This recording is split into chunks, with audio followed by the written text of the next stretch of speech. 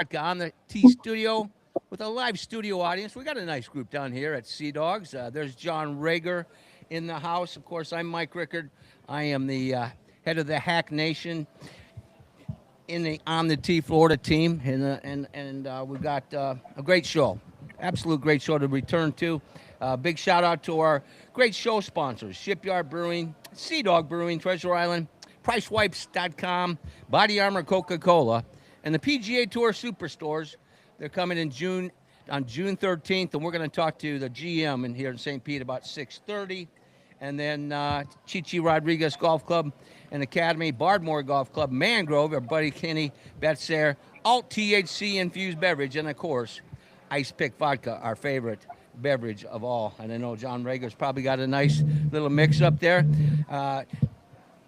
We're on our Tampa St. Pete Sports Connection Network, and of course, our pros are John Rager, PGA professional, content creator, and recently the Florida Sports Hall of Fame chair-elect. Was that correct, John? That is absolutely correct. I'll be the chairman next year. Hey, and I got a free golf ball from the Florida Sports Hall of Fame. Can you go figure? Chair-elect. I pulled it off, and of course he's my right-hand man up there in the Shipyard Brewing Sea Dogs studio. Sorry about this. There we go. And of course Bill Butner. He's up there in Pine Needles with his good friend Pat McGowan. They have a little business going on, a little shenanigans. It's his Golden Bachelor stint he has every summer. Christian Champ Sharp and Ashley Grimaldi, they have Memorial Day plans with the family. And Bill Butner, 15 years on the PGA Tour, 23 plus now over there at St. Pete Country Club, and a loud and proud alum of North Carolina. And if you look at him closely, folks, he's got Chapel Bill on his T-shirt tonight. And look at that! Yeah. Without further delay, we'll have John Rager. Oh, wait a minute. And replacing Ashley, and of course Champ is our main man, our favorite looper, and that is of course Teddy Bruschi. He's an entrepreneur, he's a content creator, and I'm proud to have him as my wingman tonight. I forgot about me for a second. Wow. Well, I forget a lot of things, brother. All these illustrious intros. Looking forward to having Teddy contribute. We got a lot of things to talk about as far as caddies. An incident, in fact, at the PGA Championship. So why don't you give Bill Butner the proper introduction, would you, John? Okay, here we go, everybody. Ladies and gentlemen, on the T Florida, the 6:04 p.m. pairing, a man whose career, which has covered 6 decades and needed 2 centuries to do it, legendary quarter-century college golf coach, quarter-century PJ teaching professional, and 15% of a century PJ Tour player. Please welcome Bill Big Red Butner. You got to get the hand clapping because I can't reach the applause button, buddy. That's all you get. I figured. I mean, I shouldn't expect anything more. I'm all just happy to be here. Hey, we're happy to have you here, and I absolutely lost bets with Rager and, of course, with Adam Fernandez, that there's no way in God's green earth you were going to figure out the app. And John, he called us at 5:40, and he's on, and we're looking forward to conversation. Peter, it'll be a little bit easier than last week was. Yeah, last week was a little bit of a nightmare since I couldn't join, but tonight was very easy. Just join, and you accepted me in.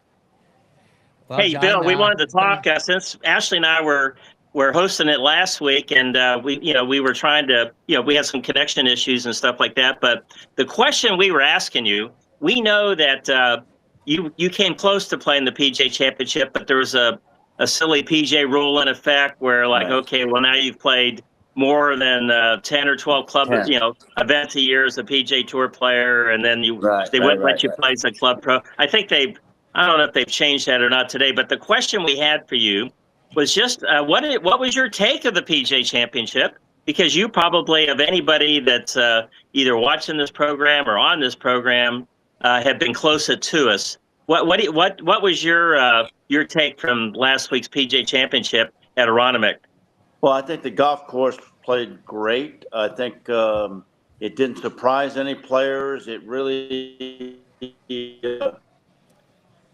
took somebody who had obviously great ball striking skills, great putting skills, very much patience to be in contention. You can see the guys kind of lose it every once in a while, and for most major championships, the U.S. Open especially, it's about making pars. It's about hitting fairways, hitting greens, keeping on the correct side of the hole to make sure you don't short side yourself.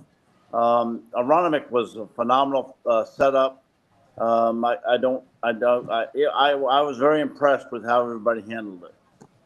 Hey, one of the questions I had is, seems like everybody's taking their trees out now. I mean, Oakmont did it, Aronimink did it. Now I just saw on FriedEgg.com, we have Adam Woodard. He's a regular contributor to On the Tee Florida. And next week, by the way. Well, that's great. I'm going to ask him this because they just posted a picture of Medina. And they went in there and just like all the trees are just about gone. So what's your opinion on that? Is that something that is good or bad, Well, it depends on who you're talking to. I mean, for me, I thought it was bad because I went to Oak Hill this past year and where I played the Open back in '89. And Oak Hill is called Oak Hill because they had oak trees. Well, yeah. When I went back last year, there were no oak trees, and it was barren of trees, and I think it helps the agronomists figure out how to, pretty up the golf course. But as far as a look, I don't like the look. I want trees. I grew up on trees. They define things. They really frame holes a lot better. I think from a player standpoint, it's really the trees help you. They're beautiful. They set up the shot.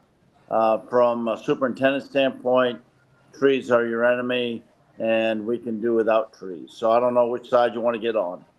Hey, I'll tell you. In my previous life, I owned a golf course, and I think one of the things I learned by owning a golf course was the fact that it'd really be nice to own a golf course that has no trees, no bunkers. You mow the greens at one height and everything else at the same, and let everybody go. And make sure it's on sand too, so it absolutely it never floods. Yes, exactly. But I see your point. I see your point because a lot of times, you're thinking about Oak Hill. These classic golf courses, the trees really are an integral part of the course. But now it seems like the bombers off the tee. Doesn't matter if they hit it in the rough or not. They can just slash right through it and get on there. So I'm not sure if you're trying to take today's playing conditions, the length of the players, the golf balls, the technology, and try to return to a golf course that was built in the 20s and add 1,000 yards to the tees. Well, I'll be surprised if Harbortown does that because Harbortown is all about the trees. And they wouldn't do that. Yeah. Harbortown makes you hit the golf ball correctly in the right part of the fairway, in the right situation, or you have to work the golf ball. So, again, Oakmont, I played Oakmont back before it was bald, and I saw it there last year again, and it looks naked. I mean, I don't like the look. Obviously, it's a better look for the superintendent. Teddy, hey, Bill, we talk about. Oh, go ahead. Ask a question. Ask away there, Teddy. Go for it. Yeah, Bill. So for our younger viewers out there and listeners out there, when they see these tournaments and they see the guys come in at 26, 27, 30 under sometimes for 4 days, and then you see the U.S. Open, the PGA, and all the major tournaments come in at 5, 6, 7 under, can you give us some of the biggest details and some of the biggest differences between some of these courses throughout the year versus how they manicure the courses for the majors? Yeah, the majors are special. I mean, obviously the green speeds are a little higher probably. They've really penalized you for short-siding yourself. The roughs are a little higher. The premium on driving the golf ball, especially at Aronimink, you saw what a premium it was because driving the golf ball in the rough really takes a spin off the ball. once you lose the spin on the golf ball, you lose the control on the greens. And then all of a sudden you've got pitches out of that short stuff that, again, you get it above the hole, you got no chance. You get it, below the hole, you got to make sure you don't get it past the hole. So it's a great thing to see the majors continue to make the golf course hard. But again, Augusta does not do that either. Augusta uses their green complexes as penalties. If you hit on the right side of the green, it's a great thing. If you hit on the wrong side of the green, it's a bad thing. So each golf course uses its advantages to how to score. And the Hartford Open and the St. Jude tournament, they're about birdies. They're about making birdies. That's exciting. That's what you want to see. That's how you want to think you can play the game of golf. But at the Opens, the PGAs, Augusta, they don't want to see that. And so it's more about, ball placement on the green, making sure you can two-putt from there or have a reasonable putt to make a birdie. Hey, Bill, you're the envy of PGA golf professionals like myself, because what you do is you go up here in the summertime up to the Pinehurst area, and you do a lot of things. Now, I know Ashley makes fun of this, and we make fun of you being the Golden Bachelor and stuff like that. But tell us what you do, because it's really a cool thing that you do every summer. Tell us where you are, what you're doing, and how much fun you're having with that. Hey, basically what he wants you to do is lie to our audience to think you're a real professional. As in, I'm working? Are you trying to say like I'm working or something like that? No, Mrs. Bell has set up a system, if you will. Mrs. Bell is the Hall of Famer that created the Golf Aries here at Pine Needles, which is hosted. So that would be, for viewers out there, that would be Peggy Kirk Bell. Is that correct? Peggy Kirk Bell, yes. So if they wanted to go out to just go Google it or something, Peggy Kirk Bell, yes, definitely one of the phenomenal lady instructor. She set up a system of teaching beginners, teaching women, and this has been going on for 50 years. And so for the month of May, we have 4 separate weeks of students, and we have basically 72 to 76 women a week, and we divide them into Holy cow. Now, are they all from there, or are they travel in? No. They're from California. They're from Iowa. They're from... Did you say Iowa? I said Iowa because I did meet one from Iowa. You can drop my name. One from Iowa. We did have 3 St. Pete Country Club members come up last week. Oh, very nice. We have different groups coming from Hilton Head or Savannah, and they all come in, and it's a good time. It's we divide them into 4 groups. We rotate them with 3 instructional sessions during the morning, and then they play in the afternoon. So they get a lot of instruction, and then they go play 9 holes, 18 holes, whatever they want throughout the afternoon. But it's a great program to get going in golf. You know what, John? These numbers that he's given us remind me, and Teddy, we just got done with 2 legs of the Triple Crown. He's like a stud that they send into a bunch of fillies, and he takes care of business. Is that right? Is that right, Bill Butner? That's not exactly what's happening, but it's a good thought. I mean, keep dreaming those thoughts. I mean, it's I'm embarrassing John Rager. Well, that's. I mean, I don't know what you're talking about. These girls are here for their golf and not for. Even though I'm the only male instructor / male person on campus, other than Pat, it's a fun event. Let's put it that way. But it's a way of learning golf that's in a fun environment. That's the way I put it. Yeah, it's all clinical, Bill. I mean, we're professionals here. Come on, Mike. You just we are PGA golf professionals. Everything's it's we've seen everything. It's I guess the best way to describe it, Mike, in the words of Steve Spurrier, the Gator football coach, it ain't bragging if you can do it. Wow, there's a thought. And I also saw when I played Two Rivers the other day, I actually saw, the history of golf coming true with the fact that they're hand building the pyramids on the range. And so at least there's some tradition in this game still upheld. God bless him. God bless him. Hey, we're gonna wind things down, and we're gonna have Wild Bill's weather report, which is interesting each and every week, and then we'll get back to you. Teddy and I'll get back to you, and John, about 7:40, if that works out for you. We'll make it work as long as the wine doesn't go overboard here.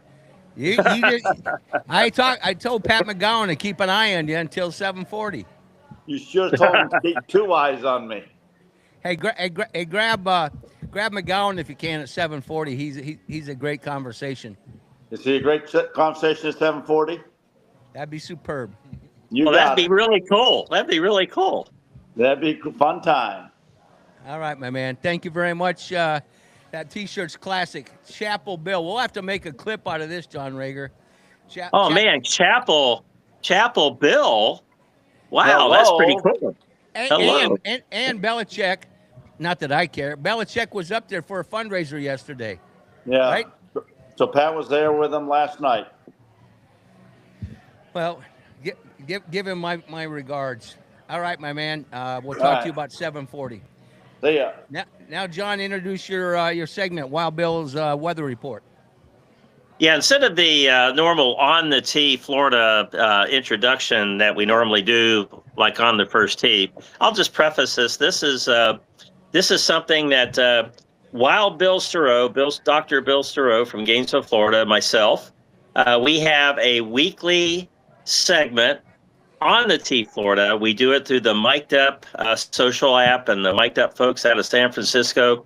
And what we do is we cover the PGA Tour weather, and we cover something unique about the PGA Tour event itself. So we call it Wild Bill's PGA Tour weather and banter with yours truly, John Rager, PGA. And we have a lot of fun doing it. Now, we've been doing it for, started this year, 10 or 12 weeks, and we're on a roll. And, we've got some interesting exotic places that we're going to do it from coming up, including the U.S. Open from Shinnecock Hills. We'll be doing this segment from there. So on the tee Florida, we'll be at the U.S. Open this year with Mic'd Up and Wild Bill's golf weather. So with that, that's the best way I could introduce him. I think he's watching tonight, so we'll see what happens. But go ahead and roll the tape.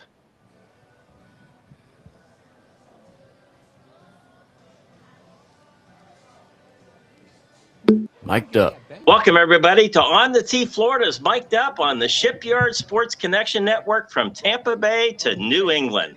I am John Rager, PJ Mic'd Up broadcaster, and your host of this episode called Wild Bill's PGA Tour Weather, coming to you from the Sea Dog Brewing Company's St. Augustine studio and the Backyard Association studio in Gainesville, Florida.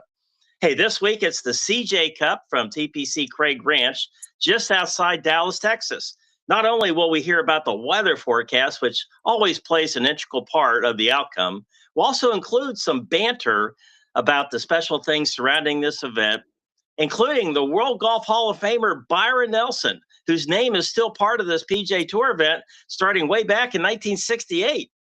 Now it's time for Wild Bill Stereau for his takes on this week's weather from the Byron Nelson CJ Cup. Woohoo! Well, hello, everybody, and well, golly again as we go back in time to the Lone Star State.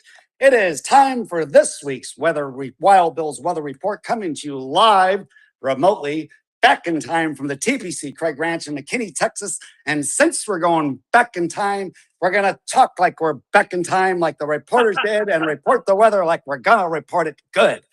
This week's beautiful facility is just outside Dallas-Fort Worth area and has provided a remarkable golfing experience since the original opening in 2004. It has just reopened in December 2025 with a whopping $25 million infusion with notable grass changes, hole lengthening, and some green shrinkage, and roughly 2,000 sprinkler heads to keep this course in prime conditions when it's cold Texas winters and the hot summer heat. This course is ready to challenge the best in golf. This Tom Wiscoff designed Par 72 7,400 plus yard course has earned many an accolade and widespread acclaim and recognition as a top 10 course in Texas. This course is one of 2 courses in Dallas-Fort Worth area certified as an Audubon Cooperative Sanctuary, surrounded by rolling hills of Texas and the natural beauty of Rowlett Creek, a 26-mile-long creek that winds its way through multiple counties, including Dallas County, and multiple cities, including McKinney, Garland, Rowlett, and Plano. We have all heard of Plano, Texas, which has featured some of the greatest TV shows in the past, or that would be the future for me, like Dallas and King of the Hill. That would be ha ha ha.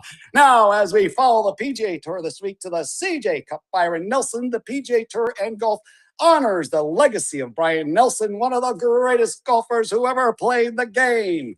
Byron Nelson's golf achievements are well documented. 52 professional victories, 5 major championships. He's won the Masters twice, the PGA Championship twice, and the U.S. Open the U.S. Open once, and he is placed as high as 5th in the Open, one shy of the career Grand Slam, and he has had a very impressive 18 victories in 1 year, 1945. That's why we're talking like this again. And is highlighted by an unprecedented 7 wins in a row, which still holds strong some 81 years later, or in the future for me. Now, golly, that's all golfer. Now, there's many an argument who is the best player, but as Ken Venturi once said, you can always argue who's the greatest player, but Byron is the finest gentleman in the game has ever known. Now, the PGA Tour continues to honor this fine gentleman with an ongoing legacy under the Byron Nelson name since 1968.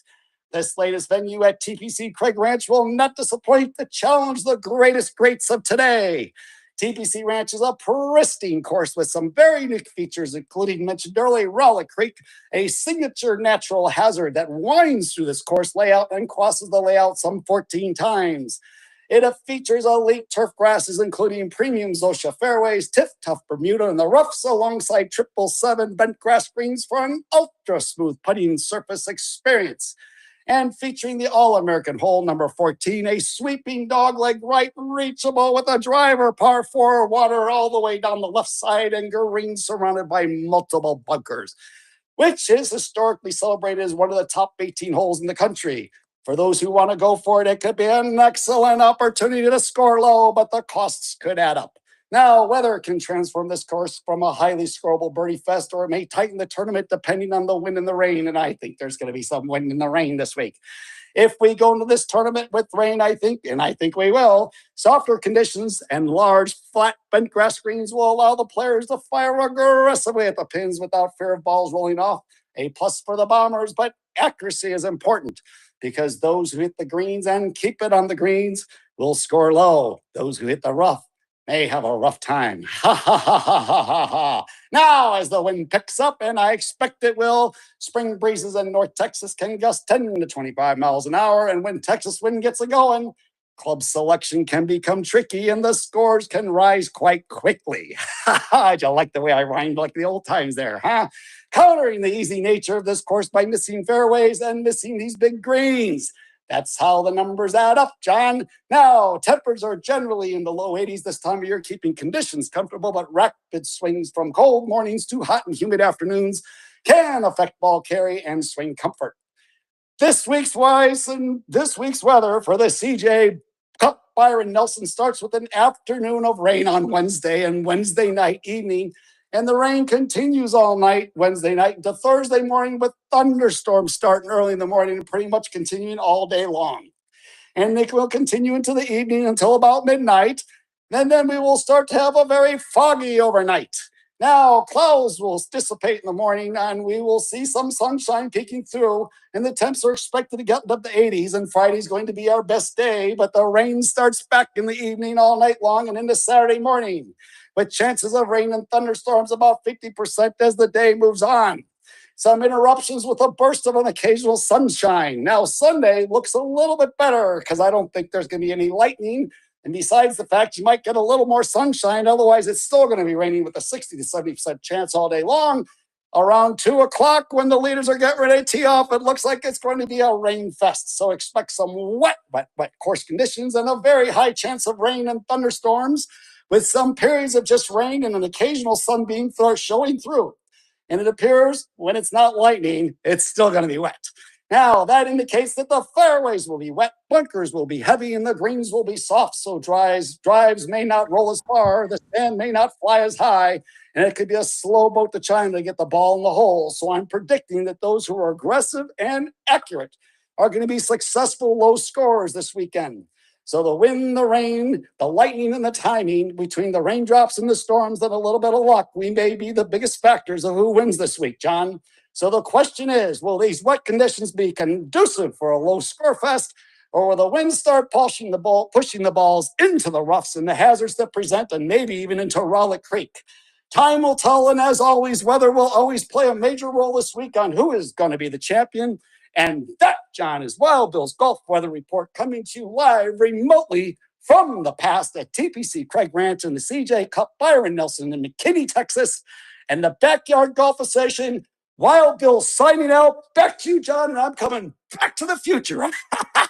I just realized we should have recorded this episode in black and white for sure, because we should have. I think that the camera, the static, the piece of hair flying all over the lens and everything. And I can't quite pinpoint the era of the announcer. I know we're trying to hit for like 1945. Yeah, like the old radio TV shows, when the Martians were coming on that radio broadcast, stuff like that. Yeah. Well, I think it was. I think I can narrow this down. It's somewhere between the times of the Flintstones and the Jetsons, somewhere right in the middle of that. There's a cartoon I've watched in my youth that I can't nail it for this broadcast, I'm sure, but I had to come up with something. What a wonderful weather report. It is really interesting too. I mean, you really nailed it. All this year, each week, we cover a PGA Tour event. We do some banter about it, where we're not just talking about, who's going to win the event and this, that, and the other, because you get that all week long. But, we try to pull some stuff out of there. One of the things that we did, and you'll see on our social media, if you go at On the Tee Florida or at Wild Bill Stereau or at John Rager PGA, you'll find our handles out there, but you'll find our social media. And today we featured, right before the broadcast on our social media, Byron Nelson. You talked about it, 1945, 18 victories, 11 in a row. What a special man that is. And it's something that this tournament still keeps his name on the tournament. And, at one time, it used to be really interesting. You used to have a lot of celebrities have their name on tournaments. It was the Glenn Campbell LA Open, Sammy Davis, Hartford Open, Jackie Gleason, Invery Classic. It just goes on and on. Danny Thomas, Memphis Classic.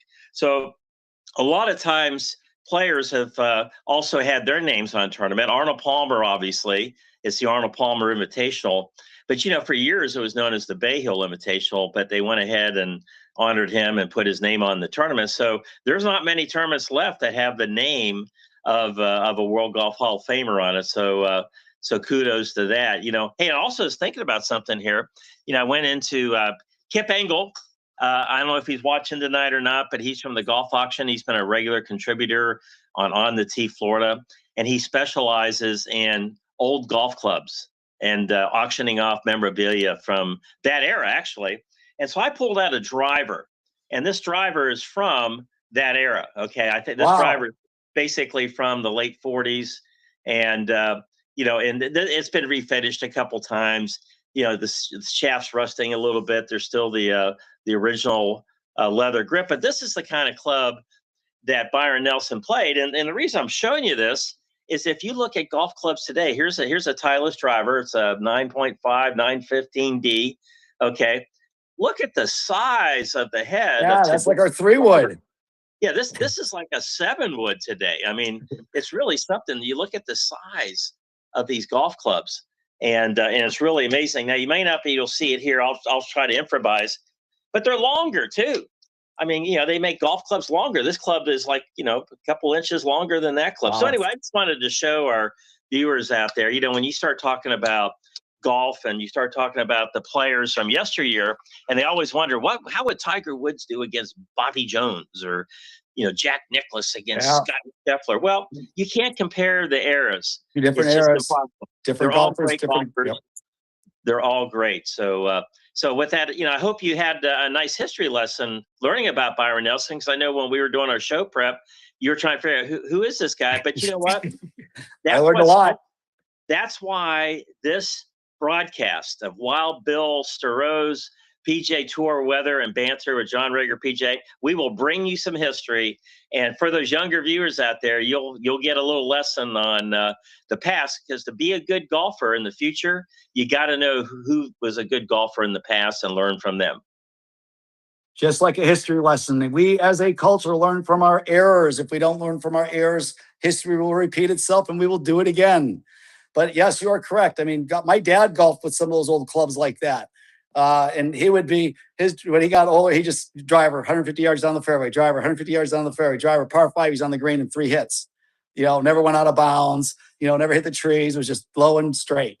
That's the way that's the way he hit it. He had a hard time though. He used to be a very good golfer, my dad, until in a horse riding accident, the horse rolled over on him and he broke both his ankles. And when they took him to his ambulance, both your feet sit up like this. Well, one was sitting down, right? Ooh. And my mom goes, and my dad remembers the ambulance driver going, well, that ain't right. They grabbed his foot, went, yeah, and that was the last thing my dad remembered.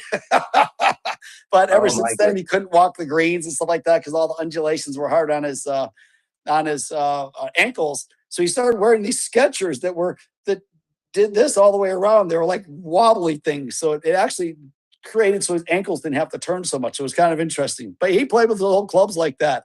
And we sold them at a garage sale probably 15, 20 years ago when he wasn't coming down to golf anymore. And they were beat up old wooden clubs with that little brass plate right in the face. If they didn't hit that, they dented the wood. Well, Bill, back then. I'll tell you what, I appreciate you with your weekly costumes and dress of the day. And again, you've nailed. You're kind of in between the pre-World War II and post-World War II there. But those caps that you're wearing, yeah, that we call it a Ben Hogan cap as a golfer, but those are extremely stylish. They never go out of fashion, and so we appreciate you every week bringing us the costume. I'm not sure. Again, what we're going to do later on down the year, because there's some always some big surprises. In fact, I'll be reporting in from the U.S. Open this year at Shinnecock Hills up in Southampton, New York, and it's the Shinnecock Indians. So I don't know what you're going to come up with there. May have to do something. We'll figure something out. We're gonna have some fun. All right. Well, there you have it. You've been listening to On the Tee Florida is Mic'd Up, featuring Wild Bill's golf weather and banter on the Shipyard Sports Connection Network from Tampa Bay to New England, brought to you by Sea Dog Brew Pub, Treasure Island. I'm your host, Mic'd Up broadcaster John Rager, PJ. And remember to always carry an umbrella in case it rains. See you next week, everybody. Another great, entertaining opportunity for us with Wild Bill Weather Report. And now it's time to talk a little business and a little pleasure, because we've been fortunate to have several of the PGA Tour Superstore staff join us, from the president of the company all the way down to now we got our own homeboy. And we're excited about bringing Kevin Brinker into the conversation. I drive by that store each and every day. Why don't you do a little introduction for this Superstore, John? Ladies and gentlemen, On the Tee Florida, the 6:34 p.m. pairing, a store that has it all from wiffle balls to golf clubs played by the PGA Tour. Opening at 2020 66th Street North Crosswind Shopping Center on June 13th. We will be there, and so should you. Please welcome PGA Tour Superstar GM, Kevin Brinker. Kevin, thanks for joining us, Thanks, brother. guys. Glad to be here. How are you?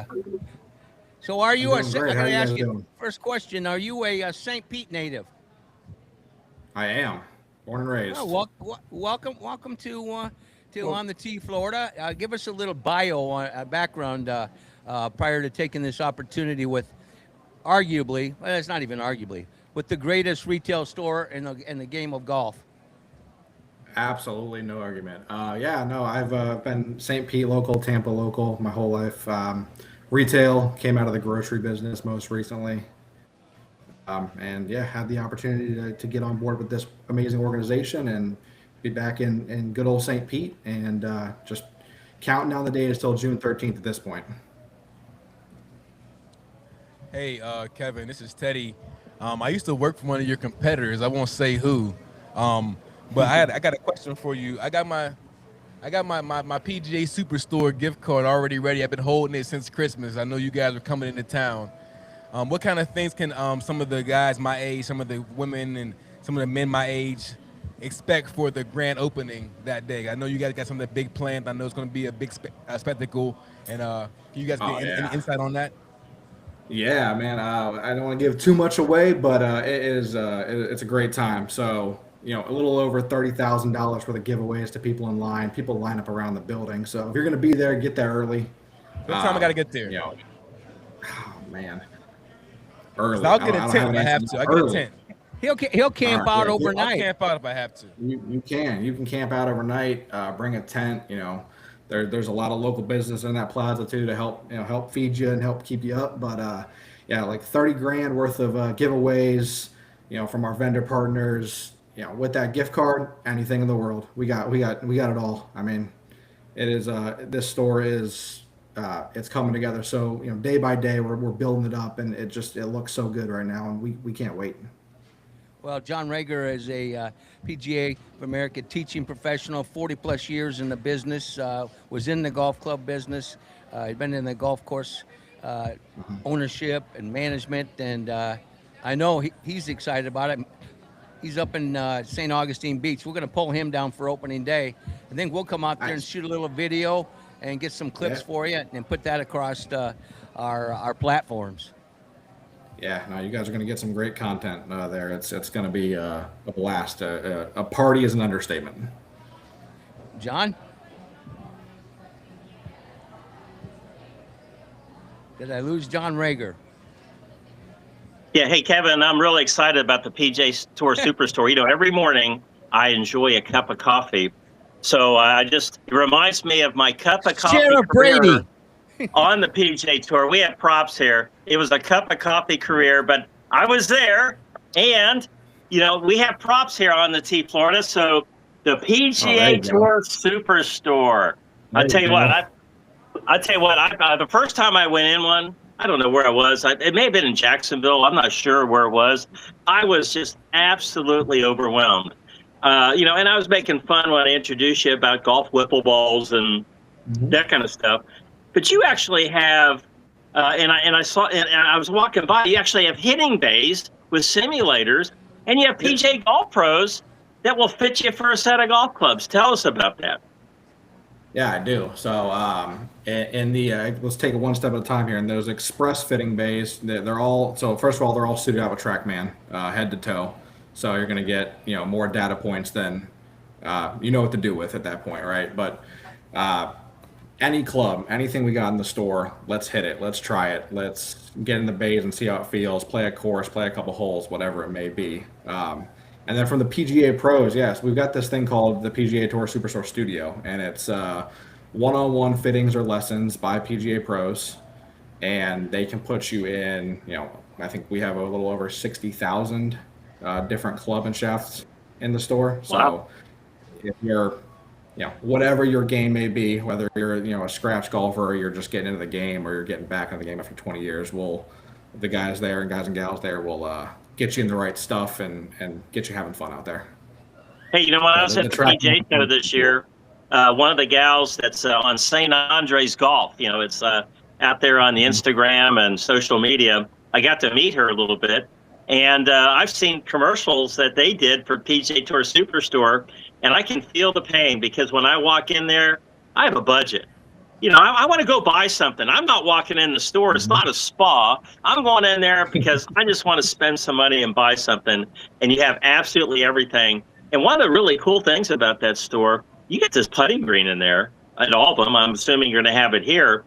With every putter known to mankind, and every putter that has won on the PGA Tour within the last 5 years, it's there at the PGA Tour Superstore. It is, yeah. And like I said, I can't wait for you guys to see it. But you walk in and you walk right into, it's I think 14,000 square feet putting green. Directly just hits you in the face right through the front door. And like you said, Scotty Cameron's labs. I mean, everything you can think of is going to be there to roll some putt arounds.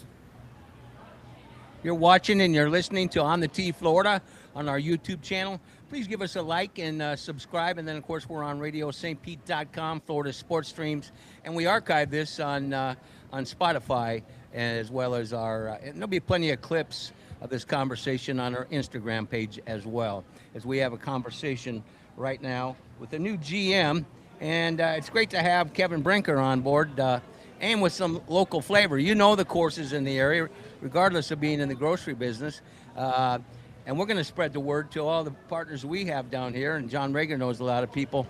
But one of the things that really impressed me when I started reaching out to promote, this launch, I caught it, 3 months ago. A wonderful staff in your promotional and PR. Big shout out to Megan.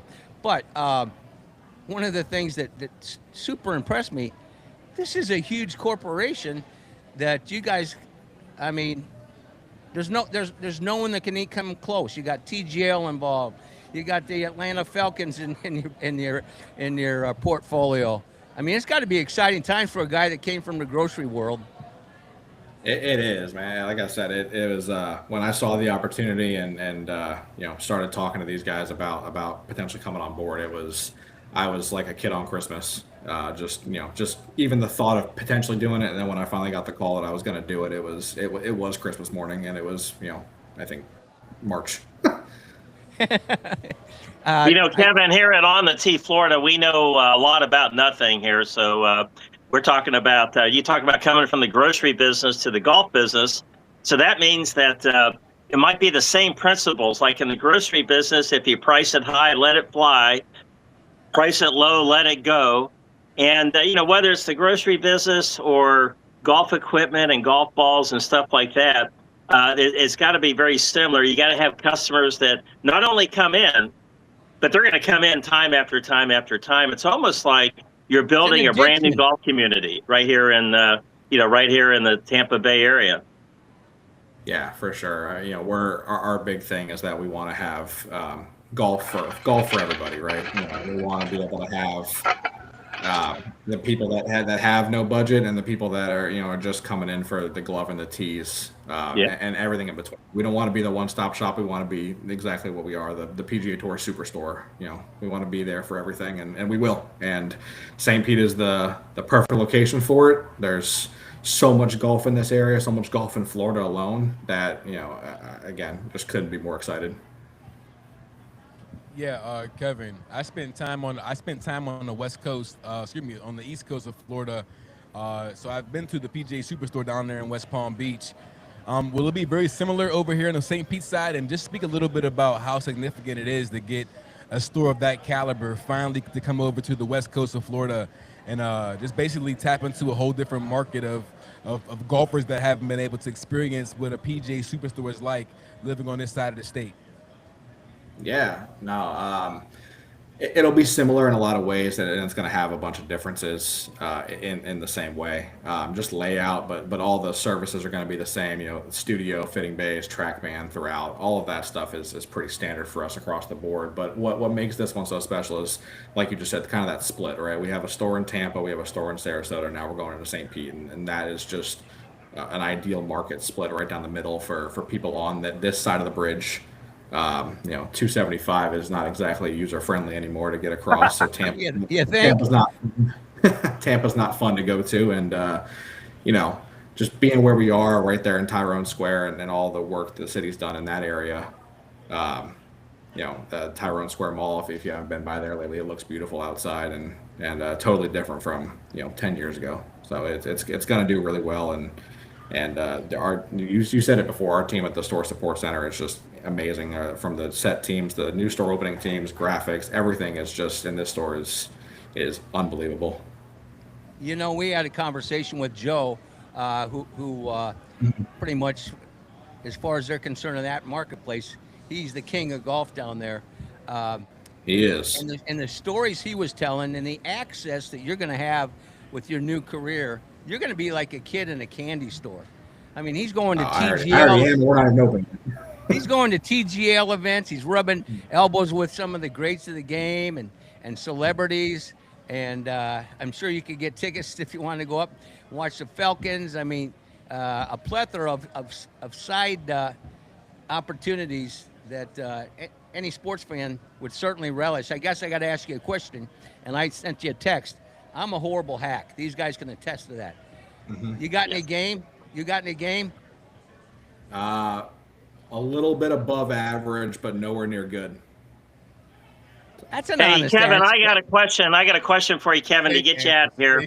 Yeah. Is will you have handkerchiefs at the grand opening? Because Mike Rickard likes to cry at grand opening of stores. So will you have plenty of handkerchiefs available that morning? I will make sure they're there for him. I will weep for joy. We will be there. We're going to bring Mike Dupp up there, John and I, and get some reaction out of the people coming through the doors for you. And we think that'll be great perfect. content for us and for you, and that'll be a lot of fun. But yeah, I will weep for joy because it's. I looked at the odometer today. It's exactly a mile and 3 blocks from my condo. Nice. Yeah, we will see you guys there, and hopefully see hundreds and I'll be there hundreds for of sure. safety golfers there too. Hey, Yeah, Mike, I you want gotta- them I to gotta send a ask you, car Kevin. for you, buddy? You want them to send a car? Are you handing a mile and 3/4? You're send a car, pick Mike up, bring him down, make sure he's got his credit card. Teddy's going to pick me up. We'll be there for sure. I don't know if I can pick you Okay. up because I might have some brewskis in my cooler in the parking lot. Ah, You never There we know. go. There we go. There you go. And that is a great location, as you said. Anybody who wants to camp out, you got 2 or 3 places they can eat, and great parking lot. Kevin, I've never camped out for anything. Xbox, video games, shoes. I've never camped out, but as a 33-year-old, I am seriously considering camping out for this event is because of how much you have hyped it up and how much I've heard about it. So this might be the first time I've actually. If you're camped. gonna do it, now's the time. Megan sent me some footage of other grand openings. Yep. My God, it looks like New Year's Eve when you guys Yeah, have a it's- grand opening. It's New Year's Eve and Disney World all combined together, and we're all just as excited as everybody else. So it's great. Yeah, you won't forget or regret it. Well, my man, we're gonna get you down here. You and some of the staff have a Yeah. little Sea Dogs, or if we're at our Ferg's 19th hole, either one of them, we'll get you down here and have some fun. I'll talk to you this week, and we'll get set up for a little preview with our mic'd up and get some clips to get out there on our platforms. How's that sound? Let's do it. John, you got anything else? Hey, where'd you go to high school at? Osceola and then a private school. So. Oh my Osceola God, High. he's Osceola. I've got Osceola interns and I've got Seminole Warhawk. Oh man. Yeah. The what do they call it? The battle over the bridge. Yeah. Yep. We'll get you on the Saturday show. You can promote Osceola. All right, my man. Thanks for having me, guys. I appreciate anything it. else you want? Anything else you want to promote before I let you go? No, just come and see us and stop by the studio. You guys won't. No one will regret it. I promise. Well, that's Kevin Brinker. He's the new general manager and a local boy, which is cool. So we're looking forward to a long relationship. Thanks, Kevin, for your time. Know you got a lot on your plate right now. Yep. Have a good one, guys. Thanks for having me. All right. Well, you've committed. You are camping out. I only I'm live camping on, out. I only live a mile. I only live a mile and 2 blocks if you get jammed up. Yeah, I'm definitely committed. Like I said, I've never camped out for a video game or anything before, but I think that I'm going to camp out for this one. Got nothing but time on my side. What's first? You trying to get? You got somewhere to go? You're trying to come on 10 minutes early? Hey, John. Late. John, have you been to PGA Superstore anywhere? Hey, me? Yeah, hell yeah. Yeah. I've been every time there's I drive I didn't by know if one, I run in there. I mean, I've been to I think Jacksonville. I've been to Orlando. I've been to Atlanta's PGA Tour Superstore. Wherever I am traveling around the country, I always enjoy running in. And here's why. It's not about sometimes just buying the golf stuff that you want or everything. We all like to buy things. It's about the people there, and you feel like that's you're traveling. It's your home club. Because they know where to go play golf. If you want to check out your swing, if you just want to kibitz about golf, they're all locals and they all love the game of golf. They're all working there. There's a lot of retired PGA golf professionals. They're just retired. They don't need a job. They're just done. Yep, they work at PGA Tour Superstores because it keeps them in the game and they get the banter about. And some of he has such a world of wealth of experience in those stores just from the staff. Well, and they get a discount. Hey, Yeah, you should get a job. Yeah, nothing wrong with that, is there? No. I should apply. I might put my application in, but I'm looking at Fur. He got that championship belt on. I might have to come and get that. You want somebody? Come get you some. I want some of that. All right. Well, Us- we had him.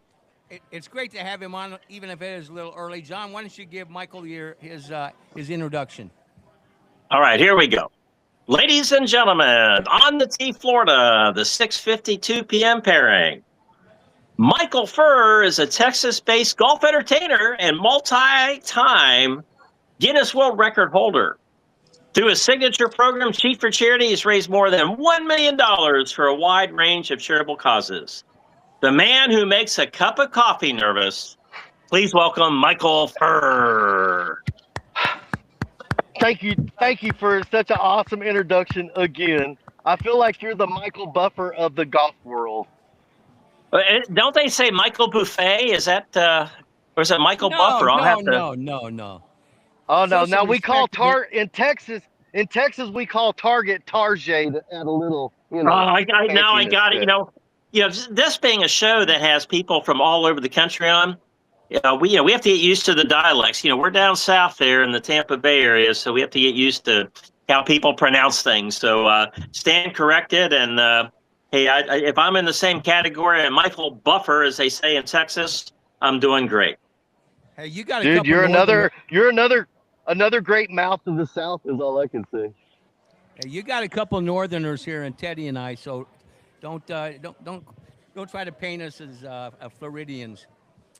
Do we call you a Ohio- snowbird? You're not a snowbird. You live down there. Yeah, you're right. After being back in Iowa, I'll never be a snowbird. So Hey, Michael, you're sitting there finally. You did the Warrior Companion podcast last week, and we've tried to have you on a couple times, and it's just been like the most awful weather in Texas. It's raining, it's lightning. You're fleeing for your life, but it looks like it's a wonderful afternoon down there. It's not bad.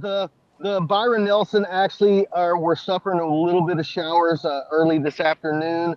The morning wave got the good luck of the draw. Obviously, whoever is leading today has the official course record.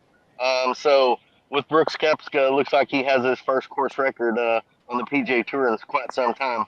The Byron Nelson's is a first-timers winners course. So, April showers bring May flowers, but we always have a lot of rain in May. Hey, Michael, I saw where Lanny Watkins was part of the redesign team, and it looks like all the greens have just like elephants buried in them. A lot of undulations and stuff. Tell us a little bit about that. Well, so, the TPC Craig Ranch was developed by Dave Craig, and it was designed by D.A. Weibring, World Golf Hall of Famer. And if D.A. had not passed away, he would have done the remodel himself to come back. But to put $20+ million back into Craig Ranch to get it, having a new look. Lanny Watkins is a 1974 Byron Nelson winner. So did not know that. I didn't remember that. Wow. Yeah, okay.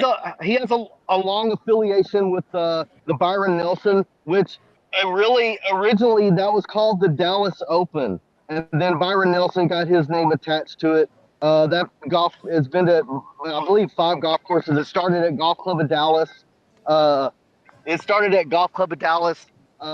Back some time ago, which was the original Oak Cliff Country Club, and then went to Preston Trails, which is an all-exclusive men's-only course, which was designed by Byron Nelson. Oh, I played Preston Trails. What a great place that is. I think that, the thing that impressed me about Preston Trails The golf course is wonderful, very difficult. It's wonderful, and you know that they had the tournament there and stuff like that. But the halfway house, you walk in, there's nobody collecting money. You just get what you want. Hey, you want a beer? You want a soda? You want a candy bar? Just take what you want. And, go on. It was, I'd never seen something like that. Of course, I was a lot younger in those days, so I'm like, I probably grabbed maybe too many candy bars and didn't get invited back, but it was great. After it left Crescent Trails, that's a cool. Yeah, go ahead. Teddy's got a question for you, Michael. Hey, by the way, say hello to Michael. This is a fellow looper down here in the greater Tampa Bay area. Yeah. I'm not gonna lie. I'm going 180 degrees different. I want to know what's going on with that championship belt and where I got to fly into to come and try to win that off you. I'm not going to lie. That's right. Well, we get some of these as well, which are our rings. Ooh, I like that. My God, look at that. And one that more is question. super cool. And a real question, Michael. Have you ever played Champions Course up in Houston? I played there back in September. I have not. Do you know that in order to be a member there, because that's a Jackie Burke club, in order to be a member there, you have to be a 4 handicap or less champion, which is why that place is called Champions.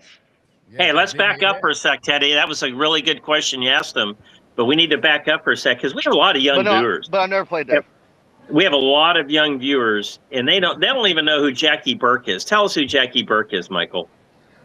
Well, I barely know who Jackie Burke is. He's a really great, famous, old school Texas professional, old school golfer, just like Harvey Penick. I mean, these guys come from the grit and the dirt, and if you didn't come home dirty, you didn't work hard enough that day.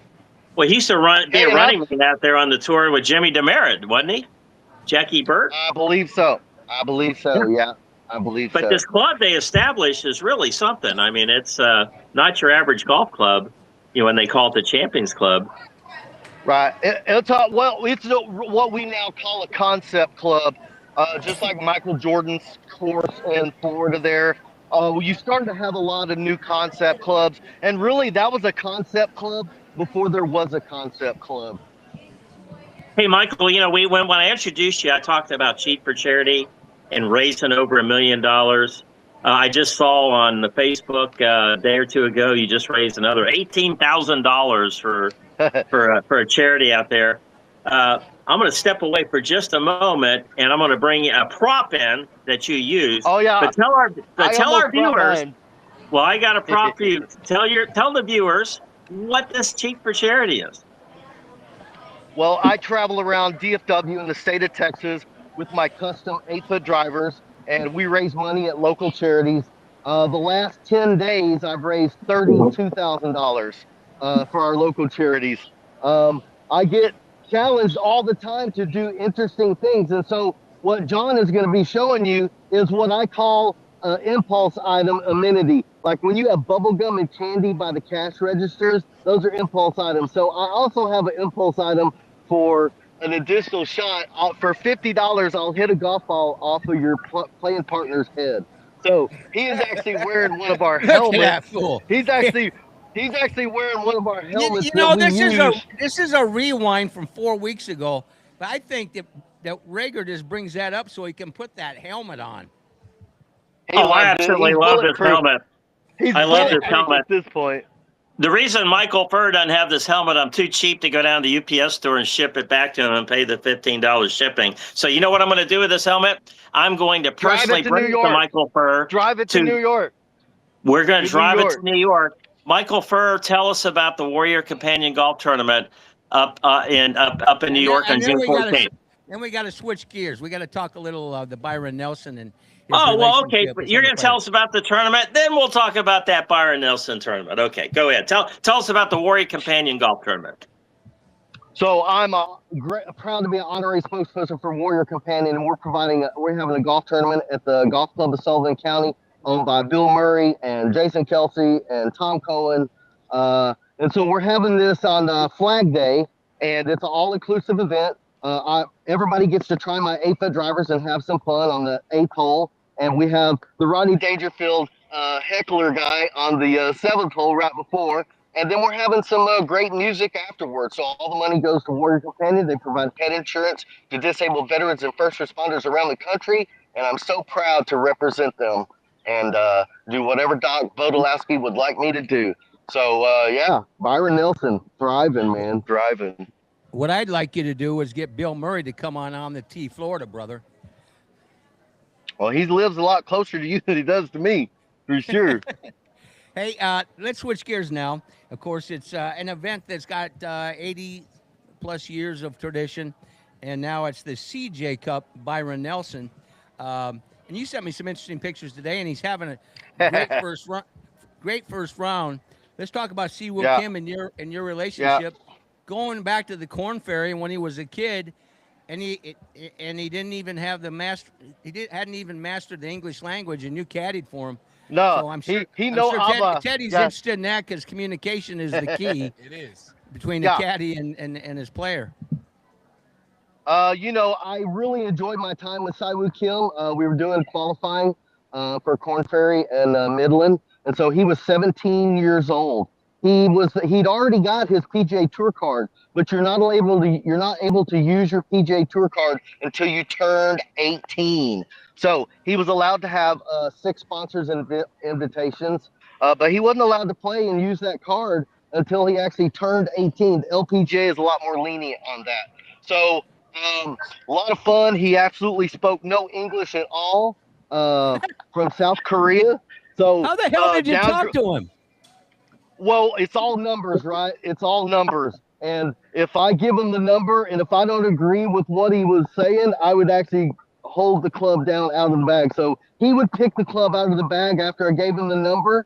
And if I didn't agree with that, I could interject. So the guy played phenomenal, shot a 67 with a hole-in-one and a double bogey, medaled, and went on to go, do his career. So he had no reactions at all after hitting the hole-in-one. He just, I held my hand up and he tossed me the club. I took it and I took off to the next hole. So, yeah. No, that's crazy that I'm on this show today with you today, Michael. Siwoo Kim was actually picked by one of my friends to be in the top 10 after today's round. Shout out to my boy Bag from Miho Sports. He's an agent over there. He actually did say first round Siwoo Kim top 10. It was plus 425, and I got a little piece of that. So it's crazy that I'm on here with you today after having a conversation earlier with my friend about that same golfer. And Siwoo's only one off the pace. And Florida State alum Brooks Koepka sitting on top at 8 under. Yeah. And I wasn't a big Brooks fan back in the day. I thought he was a little smug, John Rager, and Teddy. But on this quest to get back in the good graces of the PGA, I'm on his bandwagon. He seems a lot more humble. He's appreciating the game. He's a father now. He's easy to root for, I'd say, right now, especially if you live in the state of Florida. But that's a great event for him to be in the leaderboard. Scotty Scheffler, another guy you know well, especially going all the way back to his youth. Scotty Scheffler. Woo, string bean. For all the golf he's been playing, this is the kind of human being is. This is his home. He knows everybody. He's probably exhausted, and he decided to play in the Byron Nelson, and for that, I applaud him as well. Talk a little bit about the character of Scotty Scheffler. He loves his hometown. He loves his family. He loves his fans. And really, his hometown followers is kind of his family. I mean, he's had such a big support around here from the age of 8, just like Jordan Spieth. I mean, Jordan Spieth was getting invitations to the Byron Nelson at TPC Four Seasons when he was 16. Matter of fact, he was in the final 3 groups on Sunday, to be 16 years old. Usually the Byron Nelson is a first-time winners course, and it's a birdie fest. Until they left TPC Four Seasons, the players ranked the 53 courses they played 1 through 53, and TPC Four Seasons was ranked last every single time. It's a par 70 golf course. It doesn't benefit long hitters. Tiger Woods played there once in '97 after he set the record at the Masters. but that's typically a first-time winners course with Scotty playing there, and a lot of other high-end golfers with Brooks Koepka. This is not going to be a first-time winners winner this year. Well, how come you're not going out there this week? Man, like your cohort right there, man. If I'm not into the ropes, I don't really like to go. When you Is that how, is when that how you you train, feel? That's how I feel. when you've If I'm not trained, inside the when ropes, I you've don't wanna be trained, there. I've trained over 500 professional caddies in my career, and proud to be one of the most successful caddy masters in DFW. Hello, hello. I see somebody behind me. Oh, that's behind you. So I ran the Pro-Am caddies for the Byron Nelson for 10 years, right? We're providing 80 to 90 caddies per session just for that. Occasionally we need somebody to go caddy for somebody that needs a real competition caddy. You just don't want to send somebody out there that doesn't know about the competition and not, making your player nervous by thinking, oh God, am I going to get a penalty? What is he doing? Right. Teddy will So book a yeah, flight. it's a Teddy lot will of book a fun. flight anytime. Yeah. I'll I book a flight enjoyed. anytime I to be enjoyed. a caddy for you. I love it, man. You always hear the terms "keep up, clean up, shut up." That's the kind of when your golfers are very smug and you just don't want to steal their thunder. That's what they're wanting. Just give me the numbers, stay out of the way. Now Bush, I enjoyed caddying for George Bush. That guy, he played in 2.5 hours and he played through everybody at Preston Trails, by the way. That's great. So. So they have another golf course. So he has 6 Secret Service that are normally with him. You have 2 in the golf cart in front of him, 2 behind him. They're typically 200 yards away. Now, I was actually with him at the Preston Trails, and he had a rookie Secret Service guy. He left one of the little Makita briefcases in the golf cart, and it had a Uzi in it, but they forgot to pack it out and take it with them. So I knew not. I knew not to touch it, and the pro shop staff knew not to touch it, and so they called back to the golf course and wanted to know if they left something. So yeah, don't you have a checklist with the Secret Service, what you take with you and what you don't? Hey, They you know what cancel all the normally you know what normally happens at a golf course? People leave stuff behind, the Bushnell, rangefinders and a pair of sunglasses. God knows whatever people leave in there. In my bag. And usually about 99% of the time, when somebody calls back, we don't have it. We're sorry, we can't find it. You know how What those color cart was guys it? are in the building. But What absolutely, color I was guess it? if there's an Uzi from a Secret Service man that was guarding the President of the United States, you probably want to say, hey, get this out of here. Give it back. I have his autograph a few times and a couple on a picture. But the most important thing that I got from him was when my first round I caddied for him, and I was caddying for Tim Fincham as well. It was all the national trustees of First Tee at the Four Seasons in Dallas, and I got to caddy for Bush and Fincham. They canceled all the construction sites around the golf course because the nail guns make the Secret Service really nervous. So Yeah, I guess so. Yeah. Okay. Yeah. 94 74. So Bush shot 94 and Fincham shot 74. And Fincham was actually leaving. He was actually leaving the PGA Tour a couple of years after that. So it was great honor, really fun experience. So the Secret Service told me to take his crap for the first 6 holes, but if you don't start dishing it back respectfully, you ain't gonna get a word in edgewise, and you probably won't caddy for him again. Yeah. So that's always fun, just being a chameleon and blending in, There you go. You're watching On the Tee Florida, listening On the Tee Florida, of course, on our YouTube channel, and, of course, on radiostpete.com, FloridaSportsStreams.com as well. Make sure to like us and subscribe. Each and every week we bring this to you, a new episode, and we're going to continue to expand. We have Michael Furr live from Dallas as we take a look at what's going on in the CJ Cup Byron Nelson. I guess I want to ask you, Teddy, to little caddy conversation. Mm-hmm. You ever had a Uzi or a handgun left? Well, not whenever I was a caddy, but whenever I was a cart boy, there was a couple members that had their own personal carts, and Up in North Carolina, where the Bears are at, the Black Bears, there's a couple members that kept a couple revolvers in their carts, and I found a couple of them. And I took a little, looked at it a little bit and seen which member was going to be on that active duty. But yeah, they definitely, I've seen it before on the golf course for sure.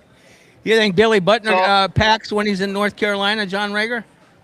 Hey, I'm going to tell you a story, Teddy, about early 70s. You know, I'm a kid, and the mini tours were just starting to get in, to become something you would do to become a PGA Tour player. Is one of the options you'd have. So you had a lot of great golf hustlers. We had a guy from North Carolina. His name was Leon Crump. Yeah, he was probably about 5'9" or something, a real burly, stocky guy. You know, he traveled the country as a golf hustler. Everybody knew it. So he played in, mini tour events. He'd play in little dinky tournaments, and he'd do a lot of money games. So here I am. I'm caddying for him at a golf tournament somewhere. You know, I'm like 16 years old, and he goes, "Don't put your hand in that bag right there. That was portion of the golf bag. Keep the zipper closed." And I go, "Sir," and being the idiot that I am at 16, I go, "Sir, that's okay, and I won't stick my hand in there, but it would really be nice to know what's in there." He says, "It's a loaded 45." Okay, and that's what's in there. Everybody takes out on the course. And so, hey, I got to tell you another quick story here. While we're telling stories, U.S. Open qualifying, I'm 16 years old, okay? My first time. I'm standing on the tee at Gator Creek Country Club down in Sarasota. I'm on the 8th hole, first round, and I look up, and I see my one of my best friends. He's got his hands up like this, and another guy who's playing with him, his name was Cowboy, was pointing a gun at him. And I'm like, this is a dangerous occupation you guys have. I'm 16 years old thinking this is the U.S. Open qualifying. This happens all the time, I guess, right? So I'm just kind of watching it, so the guy puts his gun down, and Tom, they go to the golf. They're riding together, okay? They tee it up on the 9th hole. They play the 9th hole, and you didn't have cell phones in those days. So somehow communication got to the golf shop. The sheriff's department, and the sheriff's department showed up right after they both finished putting on the 9th green and arrested the pro named Cowboy for pointing a gun at him and trying to shoot him. So you talk about wild caddy stories. I'm going to tell you what. It's like this. Hey, you hit 2 balls in the water on that hole. What'd you get? I got a par. Lock me down for a par. Yes, you did. Yeah. Yes, you did. Yes, you did. Let me write that down. I think you got a birdie.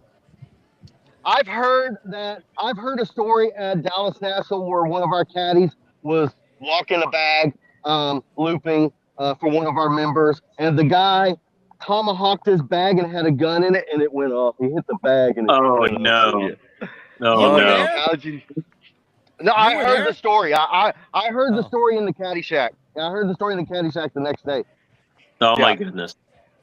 I think that the craziest story that I have about that was one when a guy threw his golf bag into the lake at a course down in West Palm Beach that I was working at, and he realized that his firearm was still in the golf bag. So he was like, "Ooh, can somebody go in there and grab it?"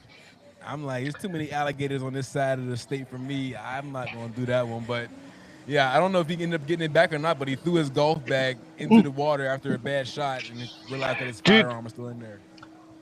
At Dallas National, the Millionaires Country Club, I was caddying for my guy, and he was pissed, and he was fixing to throw his stuff in the water. I'm like, look, sir, I'm responsible for your stuff.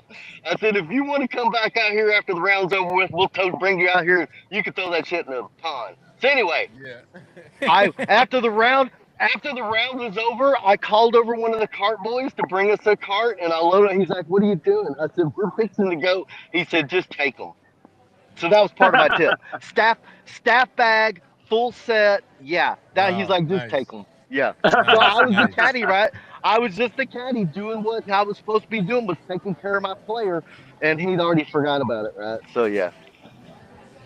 You're watching something on the T Florida tales from a couple of loopers and of course and gun show stories. Yes. Yeah. Guns and Roses with on the T Florida. Guns and birdies on the T There you Florida. go. Yeah, I like that. So Michael, no desire to Hey, go over. I had something happen to me yesterday that's never happened to me ever in my golf career. So I'm going to set up for the golf tournament for the Texas Bankers Convention, and this hawk flew out of a tree with a squirrel in its mouth, and then all of a sudden, plop! I heard this big old giant plop of just nastiness hit my leg in the golf cart. This other bird just shit all over me, dude. It was nasty. It was literally this size on my leg. So I went to the cart barn. And I'm like, you guys got a power washer? And I just washed this up on my pant leg. So anyway, right here, the power washer blew through my pants and cut Oh my leg. God. Yeah, Thanks- I've never had that happen before. Well, the good Thank- news is at least he didn't poop on your lap. That's for sure. Thanks for Dude, sharing at least that. he didn't have. Thanks for sharing that Hey, story. with all- We're in a restaurant. No, Michael, I got one for you because I'm a caddy as well. So, 2 questions. One, do you know what a sandbill crane is? I'm sure you do, being in Texas. Yes, in Texas, they give you a license to shoot them for free. Correct. Yeah, in correct. fact, hey, And Teddy in I heard it's Florida. called That's the true. ribeye- the That's ribeye of the 100% sky. true. Hey, Teddy in That's Florida. 100% true. Sandhill cranes are protected, but in Correct. Texas they call them sirloin of the skies. I thought it was. Dude, I they thought it was called ribeye of do. the sky. In Texas, they Ribeye, truly give you a sirloin. license I to don't know, shoot ribeye them for sounds free. better. It rhymes a little better. But my question is, well, not a question, but I got a story. What I had is a caddy walking down the fairway, and one of those flew over his head, and the amount of shit that it dropped on him Oh, was yeah. a little bit alarming. That was a big Dude, like if somebody poured a dude, cup there- of water on Hey, him. we're in a Dude, restaurant. that- We're in a restaurant. that This is a thing- nauseating conversation. Hey, when that glop straightened out that was on my leg, it was over 2 feet long. Hey, it's It okay. was You know, that- and hey. you're in a rush. Hey, I know it's Sea Dog Brew Pub, Treasure Island, but you can order your burger rare there, so it's not going to be a big deal. Okay, all right. Let's talk a little serious golf about the PGA event in your backyard, and you know it's a limited field, but the people that needed to come out, Jordan Spieth, and of course Scotty Scheffler are there. Is there excitement in the community, or is it just this Oh, is yeah. just another whole hum tournament? Right now, we're the location of the golf course. It used to be in Las Colinas area in Irving and downtown area, and now it's out at the McKinney area. So when they first started there 10 years ago, they didn't have the hotel built to support the fan base that are coming in from out of town. The area hadn't developed enough yet. A lot of money out there. It's really a great facility. For a long time, TPC Craig Ranch didn't meet the credentials, the criteria to have the TPC next to your name. You have to have sold out memberships and a waiting list. You can't have open memberships at a TPC facility. They come really close to losing their title, TPC, 7 or 8 years ago. They were actually giving away their memberships, literally. It's a great facility, great area. They have a lot of water features that run in and out of the course with the big giant creek there in limestone. Lanny Watkins has done a great job from tee box to green. He's replaced every single bunker. He's replaced bunkers. He's relocated bunkers. He's regrassed every single green, every single tee box and fairway to green. So to have a complete remodel, I believe they really did spend $22 million. Wow. They spent $20 million on Colonial. They got a $100 million project going on at Colonial to renovate the clubhouse. So that's the next Holy phase for that. smoke. Oh yeah, yeah. So Holy cow. you know, always on the up, always on the up. Well, they do it's it bigger in Texas, don't they? My goodness. There'll be a lot of The excitement. boots is cool. The boots Yeah. and the hat is a cool giveaway for the Byron Nelson. Byron Nelson's ranch is probably about 50 miles from where the golf course is currently. So for it to be close to Roanoke is kind of cool. And Yeah. to see his wife Peggy still there all the time, still Wow. greeting the Still- golfers, she's still alive? just like he did. She's still Peggy, alive? Peggy, yes sir. Yeah, she's always there. a presence. So there's always going to be a family member presence there. I hope once she passes away, I hope that they don't change or rebrand. I hope they don't rebrand it. That's kind of there's very few golf tournaments that have the name of a professional that's passed on. Right. There is no Ben Hogan event. There Yeah. is no Gene Sarazen event. Well, you think about they it, just Michael.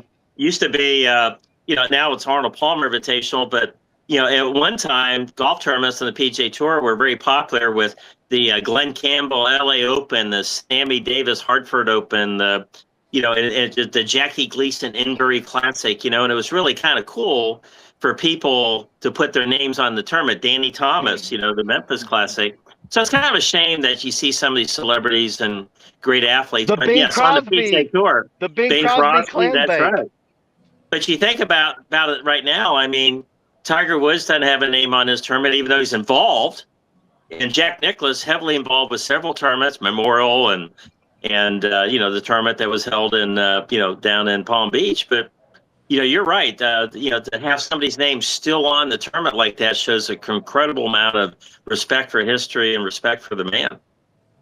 That also means that they probably need his name on it too, Sure. just to be the success, right? When I first started doing world records, I had no clue. I had no credibility because I had no lineage, right? So I partnered with Hank Haney, Tiger Woods' old coach. He was credible, so I partnered with Hank Haney to be my guy that was doing the numbers on the launch monitor and managing my event for me as a professional. So once I did that and I got the record, that gave me credibility that I could take my record wherever I wanted to at that point. Well, that's why we're chasing after you, Michael. We need some street cred down here at On the Tee, Florida, down at the Sea-Dog Brew Pub. We need some street cred here. So we're just happy to be able to partner with you. Hey, as far as street cred, I want you guys, you and Teddy, to opine on this topic. First thing, the PGA Championship last week, a player was late for his tee time. His name's coming to me in a minute. I think it was Gallier. Yeah. Well, the caddy wasn't late. I know. The caddy wasn't late. That's where I'm going. I had I was sitting with my son, who's an avid golfer and knows a lot more than the old man, and we were both disgusted by this kid's smug attitude about it. And then he changes caddies and puts the blame on the caddy. And I saw him today. I think he's 2 under. He's an absolute buffoon, and I hope people boo him during this tournament. First rule: caddies take all the blame and get none of the credit. Correct. First rule. Absolutely. We never steal the thunder. Look, we're there for a second voice. We got a second brain. We got a second body. I mean, I had a guy that was 2 under par for PGA pre-qualifying, and he ended up with vertigo. Hell, we had to tote that guy off in a shuttle cart because he had to lay down on the ground, like literally. So I mean, anything can happen. But the caddy's guy, he was on the tee box waiting for his guy. Look, there's a time clock on that tee box, and it's counting. And if you're not standing on the tee box, by the time that thing clicks over to your minute, whether you're 10 seconds late or 15 seconds late, 2 strokes. 2 strokes. Hey, I'm going to tell you something here. I'm going to give you some insight. 25 years as an announcer on the first tee on the Champions Tour. To the caddies' credits. Okay, no one ever showed up late except once, and that's a long story for another broadcast. Arnold Palmer. Yes, it was. But I can tell you that the caddies would actually come out, and it could be 7 o'clock in the morning. Their guy doesn't even tee off till noon or something. They're coming by to coordinate their clock with the official clock that sat on the very first tee. And the rules officials calibrated their clock. The caddies calibrated their clocks. And I've even seen players stop by. For some reason, they don't want to end up like that. And so to the PGA Tour player, Higo, it doesn't. It's you made a big mistake, and just live with it and go on and be on time. There are only two groups that have a clock on the tee box. That's the USGA and that's the PGA Championship. That's Yeah, it. that There could- is no clock. There's no time clock on all the regular tour stops. But Yep. because of the criteria and the protocol, that's what you have to do. I've been in a group where my player was late too. My girl was late and she was having stomach problems. Right, I'm sitting there. I'm like, "We gotta go. You gotta go now." And so yeah, she come out 30. She said, "I gotta go." She's like 30 seconds late, and like she was really mad. And I'm like, let's get in your rearview mirror. We can deal with this stuff after we play golf. Right now, we have to play golf. You can deal with the whatever you need to with the officials after the fact, but right now you need to be prepared to hit this tee shot. So That gather is so yourself. true. Yeah. You Oh, know, yeah, that's it is. so true. Here's another topic I want you both to respond to. I don't know if you saw this, John Rager. I think I sent it to you, and I think I sent it to you as well. Yeah.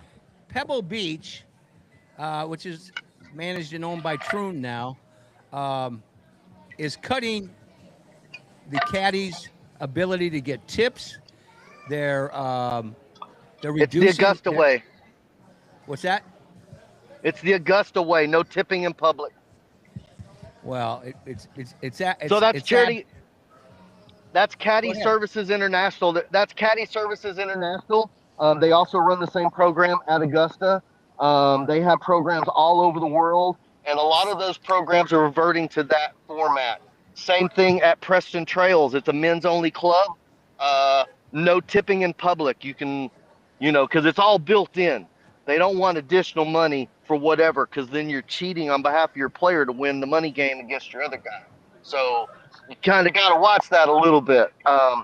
Give me. Well, you The know, Mickey here, I Mantle want rule. Michael, I want Teddy to chime in on this because Teddy is a caddy at, for example, Old Memorial. And it's not like Pebble Beach. It's not like Augusta National. It's a high-end private club. They have caddy services. And, but, as someone who makes a living as a caddy, Teddy, it seems like why restrict the caddies from making the normal caddies? Okay, Pebble Beach, Augusta, maybe there's a lot more going on, but really, why restrict anybody from getting a tip and making some money as a caddy? Because it's hard work and it's part of the game. So what's your opinion on that? I mean, honestly, John, I was surprised to see that Pebble Beach was doing that because, again, when it breaks down, I see the numbers on it.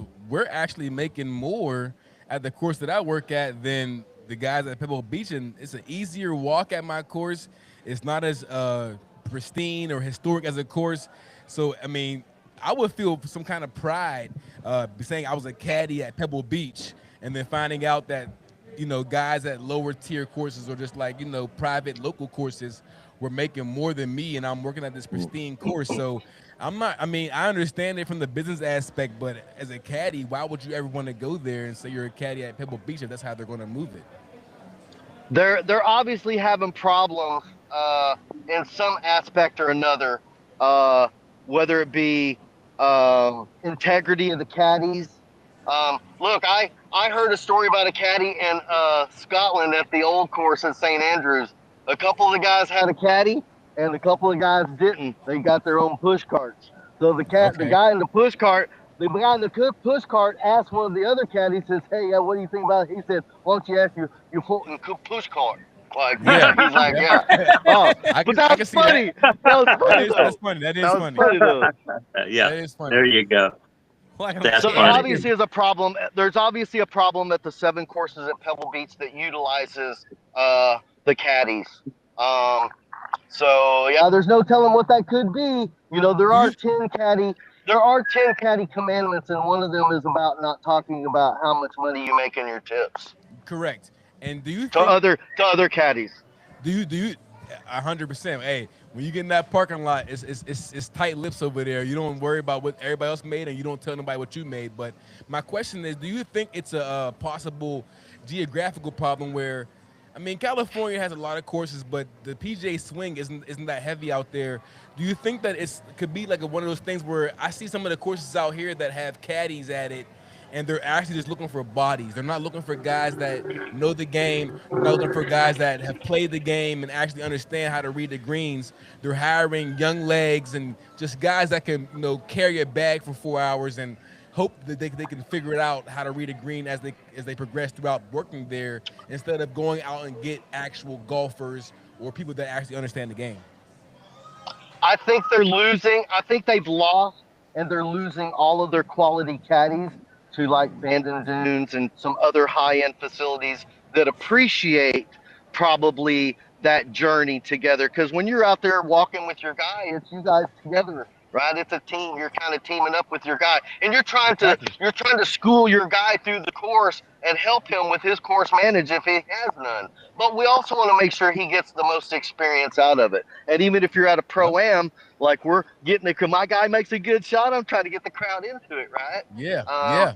So yeah, they've lost their quality caddies, so they're having to lower the expectations of the customer by providing a set criteria on how much they make. Look, you're not allowed to tip the caddies in public and at Preston Trails either. If you were going to go caddy for a USJ qualifier tomorrow and you get a phone call and they want a competition caddy, what's your fee for 18 holes? You asking me? Yeah, hell yeah. I'm not gonna lie. I don't even know if I have a fee. I'm out there to just do my job and trying to make it to show you that I know what I'm doing. Actually, put the work in and try to get to that next level. I'd probably do it. Yeah, but we don't. No, I'm talking the USGA qualifier. If you got somebody that's somebody that you don't even know that's going to go do a USGA qualifier tomorrow, and they need a competition caddy, and they're calling you, what is your fee for one day? To be honest, for one day, I'd probably say $150. 150. $200.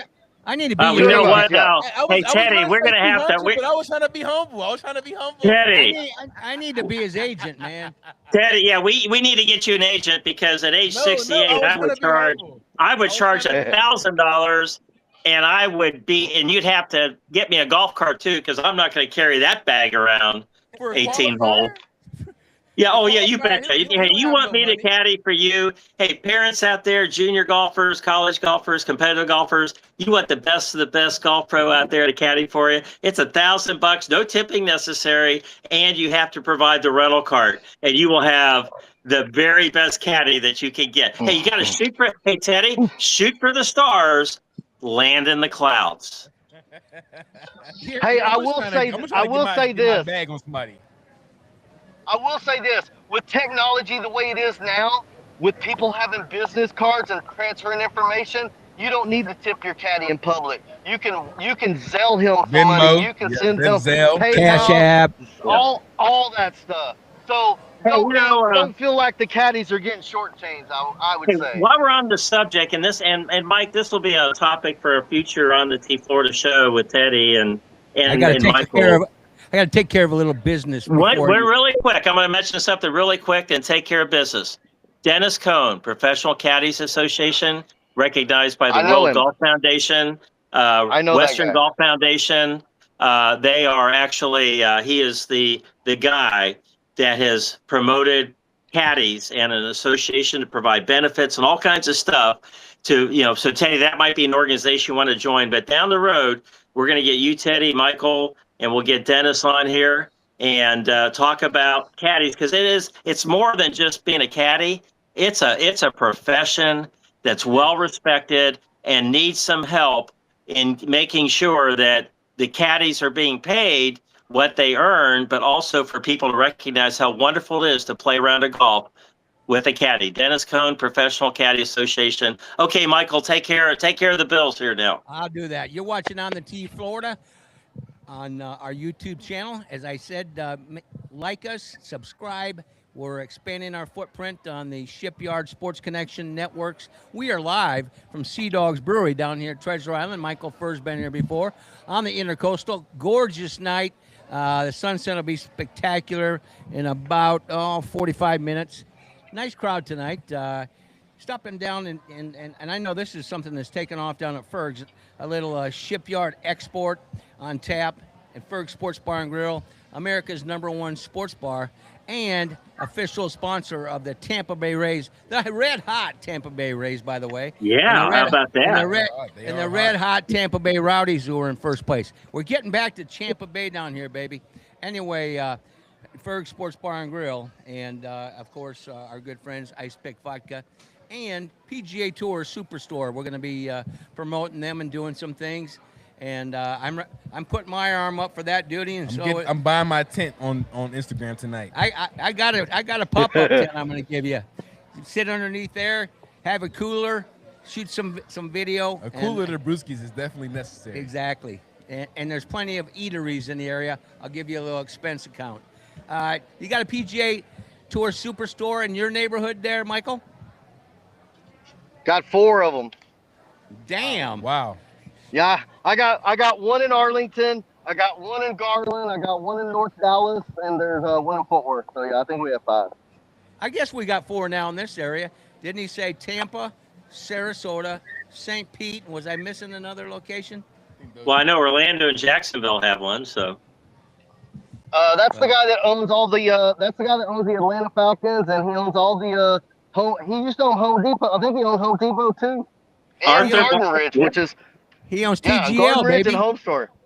Oh, He yeah. owns TGL. He owns TGL. He's the guy behind TGL. That's awesome. Yeah. Well, my man, you got any other stories like Siwoo Kim? You're on his bag and he doesn't speak English. You ever had any fun? It was so fun. I've was had so one funny, foreigner that I didn't know that couldn't speak English, but all he wanted was the number and which way the grain was going. So, I mean, he didn't say 5 words. I didn't say 5 words. I just said. That's a long 18 holes. It actually went pretty fast, believe it or not. Hey, this is my signal for down grain, and this is my signal for end of the grain. That's how Simon and I did it. Down grain, end of the grain, yeah. When you get mad at him, is this the signal? He was very quiet. He was very quiet, and he really. Oh, was so super I'm sorry, respectful. that was the wrong. You finger. see the meant- fire? Oh you meant yeah. number 1.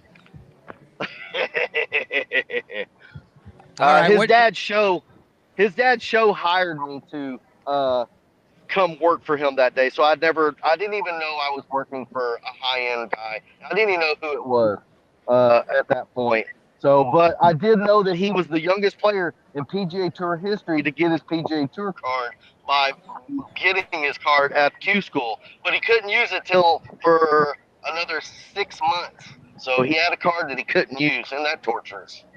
Hey, while we got a couple caddies and of course a pro here, let's talk about the PGA and Aaron Rai, the winner. I've never seen a more humble young man in my life, with incredible manners. His wife's a heck of a golfer. His parents were behind him all the way. What a great breath of fresh air for the PGA that was.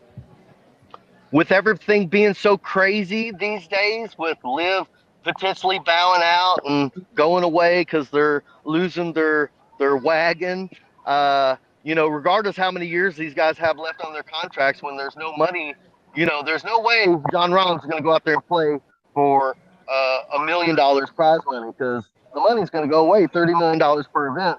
It has to. I mean, I don't think he would play an event that was giving away $10 million. I just don't see it. Michael, he probably, though, the only he's set for life. I mean, he's won. He hit that. What they're paying him is like 10 times more than an average tour pro wins in a career. The key is, though, for him, he might play in some events like that, especially in Europe, if Live Golf goes away, just to stay competitive, so he can then maybe rejoin the PGA Tour, but still play in the majors and be able to do that, because that's, to him, like any other person that's already won a major or two, that's why you play. That's why you compete, to stay sharp. So I don't think it's about the money anymore. I just think it's about, can he get on the world stage at the majors, and what does he need to do to get that, even if he has to go play in the Arizona, Moonlight Mini Tour or something. Look, they all have to follow the same process Patrick Reed is doing. Patrick Reed knew what was going to happen, so he bowed out, and Patrick Reed did not resign his membership. Some Yeah. PGA players did. So he's following the right process, and the Yeah. process back to the PGA Tour is to be one of the top players on the DP World Tour and come Yeah. back. He's won twice. He's coming back whether they like it or not. So they all need to follow his process and earn your way back. I think if they don't go to the DP World Tour, then they should be able to come back here and try to play the Korn Ferry Tour, and if they can get their card back that way. Those are the two paths. You go to the Korn Ferry Tour or the DP World Tour and qualify to come back to the PGA Tour that way.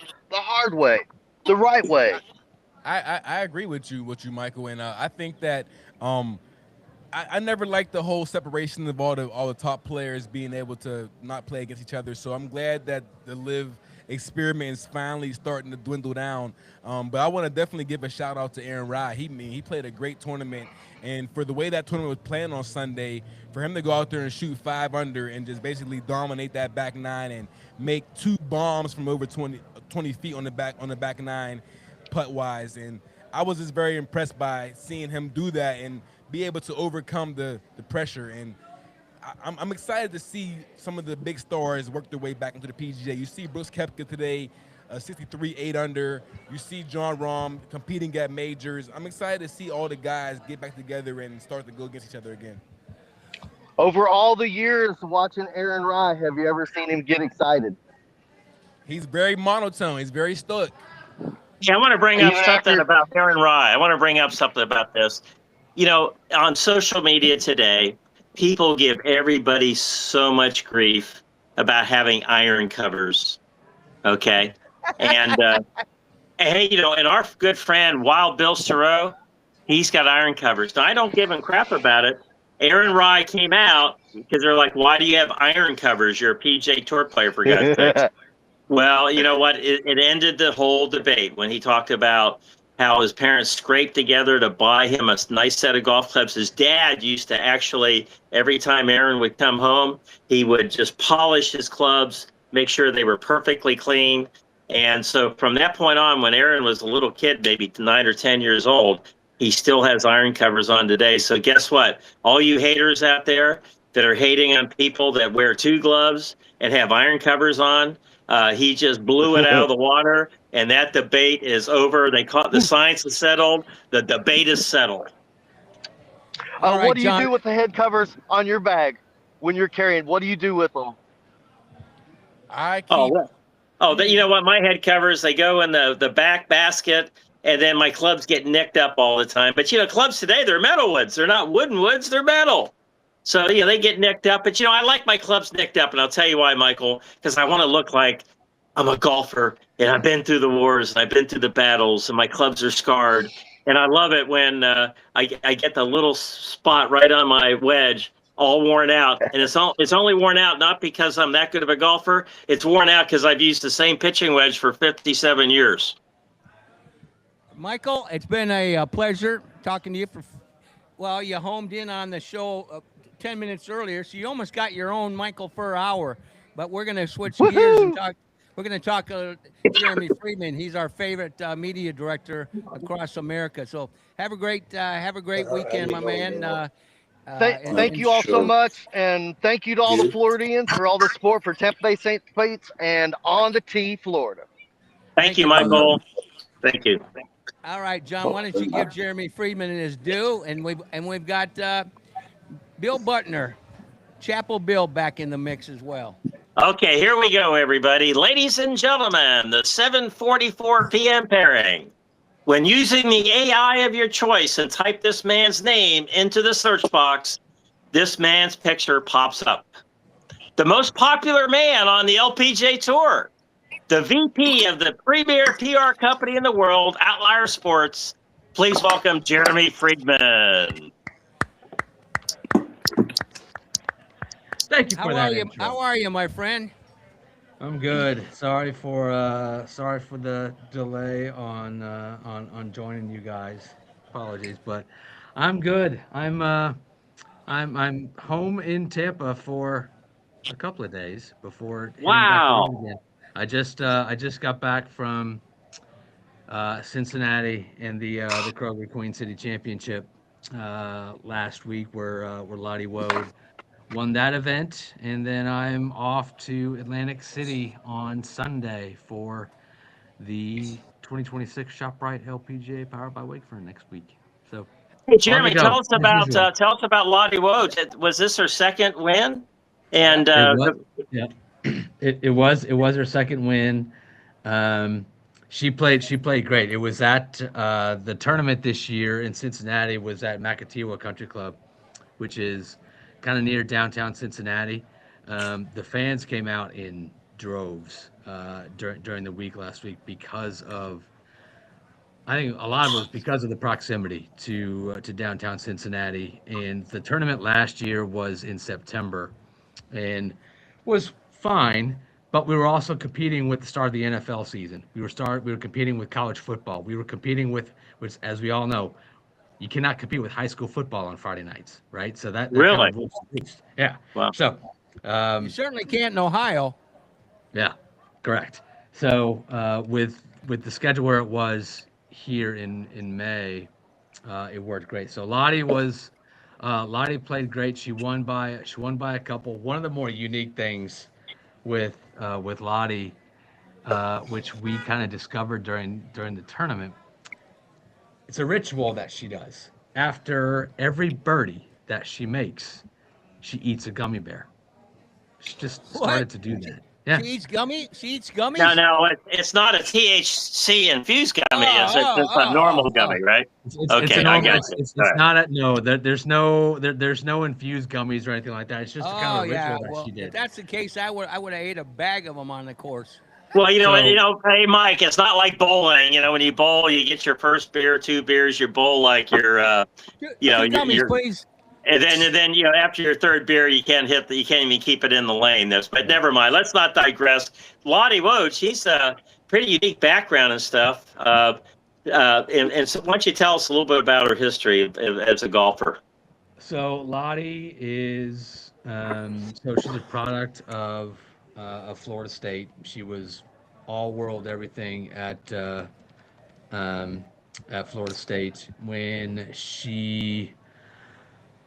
You put me on the spot as far as her history, because I don't have that right in front of me. But well, that's why I asked you, because I don't have her history either. So, but I do remember her from Florida State. I remember her from the Augusta National Women's Amateur and her performance there, and I remember her first LPGA Tour win. So, Rising Star. Rising Star is the best way to put it. That is the best way to put it.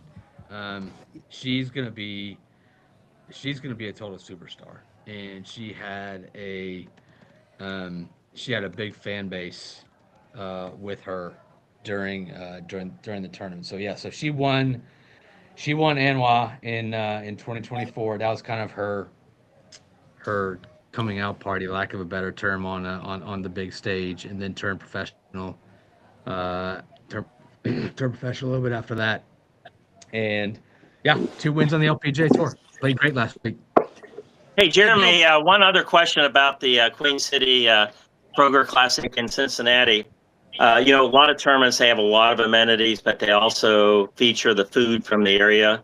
Like down in New Orleans, it's jambalaya. If you were in St. Pete, Florida, it'd be a Ferg's cheeseburger with a fried egg on it or something like that. Wings, brother. Wings, there you go at Ferg's. The cheeseburgers from the Sea Dog Brew Club with the fried egg on it. That's called the Hangover Burger. Did they have chili mac available up there at this tournament on site?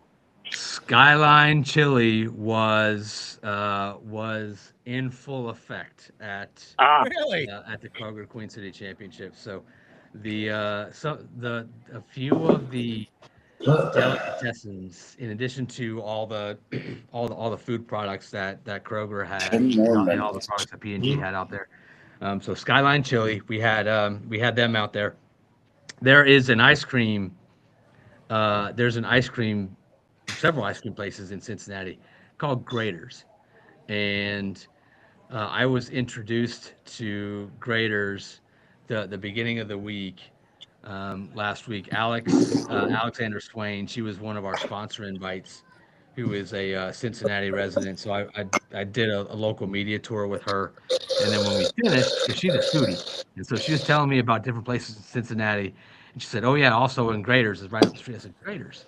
She said, she looked at me that I was like from Mars. She's like, "Jeremy, you've never been to Graders before?" I said, "No, I haven't." And so she's like, "All right, we're going right now." And so we went. The ice cream is their delicatessen is like blackberry. I can't remember what it's like. Blackberry something something, but it is. Everybody knows it up there, and the ice cream is so good. And so we had graders on site in our hospitality venue. So what I did during the tournament rounds, towards the later in the afternoon, I'd walk to the venue and I would ask if I can take a box of pints of graders, the different flavors, bring it to the media center because I have media from all over the world that are here. Oh man. And we need to introduce them to graders so that they can take photos. They're like, absolutely. So I did Thursday through Sunday.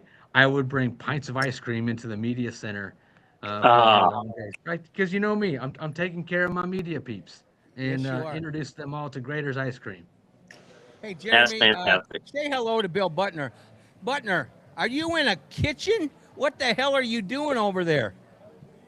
Cheers, Michael. We are celebrating Chapel Bill Day here. Come on now. Yeah. Chapel Bill. It sounded like you just flushed the toilet. You poured some alcohol. Dogs barking. Yeah, dogs barking, alcohol. There's proper protocol when you're on with Jeremy Friedman. He's a professional. I understand that, and I honor him with my. Just listening to him, it kind of humbles me. Yeah. Okay, Bill. Hi, Bill. You know what you need to do, Bill? You got to ask Jeremy a question. Ask him a question. Oh. Any question. You're on the spot, babe. Ask him a question. Well, Jeremy, your travel is, again, I did the travel. I travel 35 weeks a year, and it was. I had 2 suitcases. You drop one, you pick up another one. Yeah. How many weeks are you home now? I'm home. Well, currently I'm home for what's today? Thursday. I'm home for 3 Yep. days, and I'm off. And I head off the road. I head off on Sunday.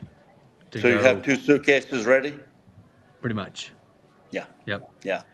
I understand I that. Yep. I understand that lifestyle. Yes. Yep. Well, who's your dry cleaner, Jeremy? Because you're only home for 3 days. My goodness. We need to source that out, man. They're fast.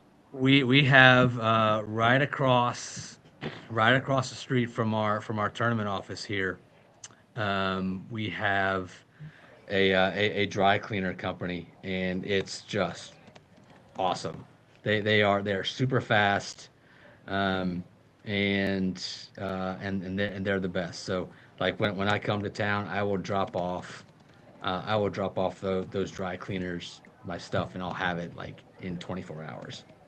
Well, I haven't had a chance to talk to you, but what I want to know is, are we going to get any opportunity to talk to you the week of the American Century? We'll move our show just to get you on from Lake Tahoe. That's my favorite event of the year. I'm sure there'll be a star-studded. You and Lake Tahoe. You and Lake Tahoe we got to do something about that. You and Lake Tahoe have got this love affair. I don't know what it is. I've been there, it's like and it's the American Century. Well, I understand that, but it's not Caitlin Clark. It's not being, back home in your corn and building pyramids back with your home roots. It's a high-end event. I don't know where you and a high-end event mix. Hey, where's our man Jeremy? Did he? Yeah, where's Jeremy? Did we lose him? Jeremy. I think when He was Bill started reconnecting, and he didn't want to hear about the American Century.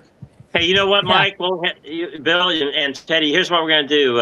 We'll do a mic'd up. We'll all do a mic'd up with Jeremy when he's out there. Because just like Mike said, hey, we're flexible. We'll do it anytime. Let's do a mic'd up, gentlemen, with Jeremy while he's out there. Because I can tell you that's probably going to be a really wild mic'd up. And he can probably put the camera on with the boats on Lake Tahoe and maybe catch a little Charles Barkley, right? Hey, I was gonna ask you, Bill Butner. During the college golf world, at any event, did you ever see Lottie playing? Oh wow! Some of my team members were playing against her in Sweden, and they did talk about her, how good she was, and everything. And they brought her attention to me, and I did watch her at Florida State on TV, but I never did see her in person.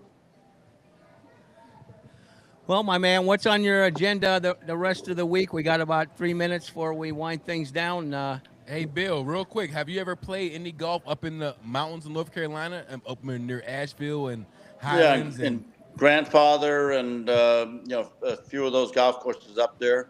Yes, awesome place, especially in the summertime. What about Calisasia? Have not heard of that. Where is that? Up in Highlands. Okay, all right. Did you put a handgun in your bag? No. But we got the hurricane coming up here in another 5 minutes. We got we got more hockey up here, unfortunately. Oh, I know. Adam Woodard is so dejected about what happened to his Cleveland Cavaliers the other night as they collapsed with the New York Knicks. That's not why he didn't come on this week. He's at the Hurricanes game. He needs a little energy and a little love after that debacle. Yeah, that was a debacle, but we're hoping the Hurricane can pull it through. Although I think Montreal is a team of destiny. They know how to win, and they squeak it out. Well, Melina, our Cracker Jack intern, graduated, and she left us. But I'm probably I can't remember if I have a wager with her, but yeah, the Canadians were loud and proud about taking care of business against the Tampa Bay Lightning, and I've been hearing about it every Saturday lately. Martin St. Louis. All right, my man. I appreciate you taking time. We're going to wind things down. Chapel Bill, one last statement. It's beautiful being from the hill. All right. That's our own Bill Butner, of course. 15 years on the PGA Tour, 23 years. There's Jeremy. Jeremy. Hey, Jeremy Friedman's back. Yay. I don't know what happened. Everybody just froze them. I know you only have a couple minutes left, so I'll do a. No. I think Bill sabotaged you. He wanted to hog the segment. So anyway, American Century. Yeah, American Century. We need some love. So yeah, I will be happy to join the show, schedule permitting, on site from. Hey Jeremy, just so you know, we have a feature now called Mic'd Up, and so we do it with Hall of Fame athletes and A-list celebrities and things like that. We can do a Mic'd Up with you any time of the week, any time of the day that you would want to when you're out there at the American Century Classic. You have a quiet moment. All you need is a cell phone. It's on selfie mode, and you can walk down the 17th hole where the water is and the boats, and we can get a good 15 minutes from you, really easy peasy, and you'll have a good time. This is Mic'd Up's something from different Hall of Famers out there behind it. They're based in San Francisco. We're doing it with On the Tee Florida, and we can have some fun, and you can give us a firsthand view of the American Century Classic. Well, and I can also, I was before the connection froze on me, so I've got the field list right here in front of me. We're in the process of announcing our early commitments for the tournament. That's going to be probably coming the next week or so. So yeah, it is a fun event indeed. There's a lot of great names that are in the event. Any surprises? Okay, just go ahead. Is Charles Barkley playing? Just go ahead. Is he playing? Of course he is. Yeah, there you go. Perfect. Of course he is. He is. All right, my man. Well, of course, we know you from the Annika, driven by Gamebridge, and we love our relationship. But you're always gracious to help us. The next time you're in town, come on down to Sea Dogs. We'll buy you as many beverages and of course a nice dinner down here, right on the Intercoastal. Just getting ready. I'm going to do a quick 30 second plug for. I don't know if you guys talked about this at the during the course of the show. So the AJGA is in town this week. So it's the Team TaylorMade Invitational at Pelican Golf Club, where the Wow. Charlie Woods is playing in the event. We're gonna go over for a couple hours and watch tomorrow. The top junior golfers in the country are here this week. Wow. It started today. It's Thursday through Sunday at Pelican Golf Club, free. It's people can come watch the future of the game. So that's at Pelican Oh, Golf that's Club. really cool. That's Today. great. Today. I'm gonna send up a team up there. Thanks. I can't believe we missed that. Thanks very much for that information, brother. Yep. As always, he's got his finger on the pulse. He's Jeremy Friedman, That's right. and that's FREE. That's Bill Butner's favorite 4 letters. FREE. I am on stage next week, so I'm going to take Jeremy's free food, free drink for next week. All right. Thanks very much, Jeremy. Have a great trip, and we'll talk to you soon, man. Thanks, guys. Appreciate you having me on as always. The great Jeremy Friedman. He brings a plethora of information to us anytime he joins us here on the T Florida. Any last words there, John Rager? Yeah, quick plug for the Florida Sports Hall of Fame golf tournament, August 14th and 15th. August 14th, Friday night, we announce our incoming class for the Florida Sports Hall of Fame at the Mid-Florida Event Center, which is the home of our museum. And August 15th at PJ Golf Club, Port St. Lucie, we have a tournament. You're paired with a Florida Sports Hall of Fame celebrity. And just go to flasportshof.org, and you'll see some information, or just put at FSHOF on any social media. Take it to our website, get a whole sponsorship, buy a team now, benefits the Boys and Girls Club of Port St. Lucie County. With that, thank you very much. Looking forward for our tournament. Great show this week, Mike. Any last words there, Looper? Hey, great show today. BJ Teddy, your local caddy, Brewski Golf owner. So follow me one time. Brewski. Hey, I like that. Yeah, man. Hey, this And look at his jersey, Gulf State.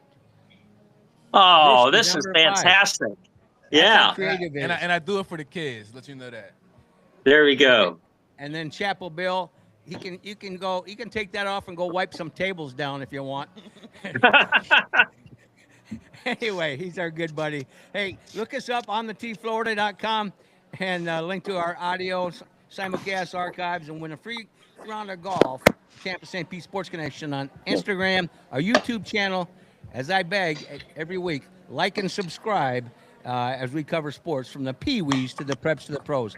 I'm Mike Rickard for John Rager, Teddy Bruschi, Bill Butner, Kevin Brickner, Wild Bill Sorrow, Jeremy Friedman, Michael Furs, Joe Bedroll, Radio St. Pete, video producer Adam Fernandez, and our superb intern Jake today. God bless you. God bless America. Have a championship weekend. And remember to keep it in short grass and hit them straight. Hit them straight.